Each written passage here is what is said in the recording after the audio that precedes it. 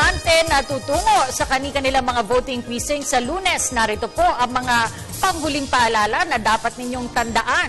Tunghayan ito sa ulat ni Bianca Piedad. Sa nalalapit na halalan, mahalaga na makialam.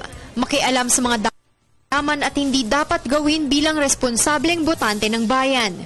Una, dapat alam mo na ang iyong presinto bago pa ang eleksyon. Bisitahin lang ang Precinct Finder sa Commission on Elections website. Pangalawa, huwag tumanggap ng kahit anong bagay mula sa mga kandidato o kanilang tagasunod. Pangatlo, bawal ang mga maliliit na tindahan at ang pamamahagi ng flyers o anumang propaganda sa loob ng 30 metro ng presinto.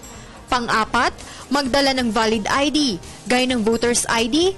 Panlima, panatilihing maayos ang pila sa presinto at bawal magreserba ng pwesto para sa ibang botante.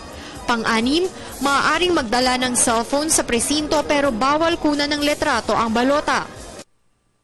Bawal din na magdala ng pagkain at makipag-usap sa katabi habang nasa loob ng presinto.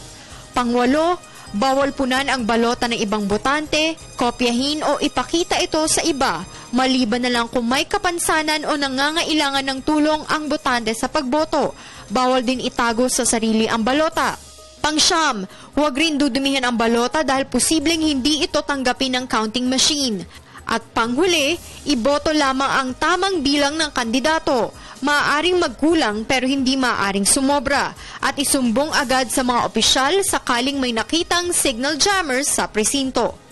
Para sa Telebisyon ng Bayan, Bianca Piedad.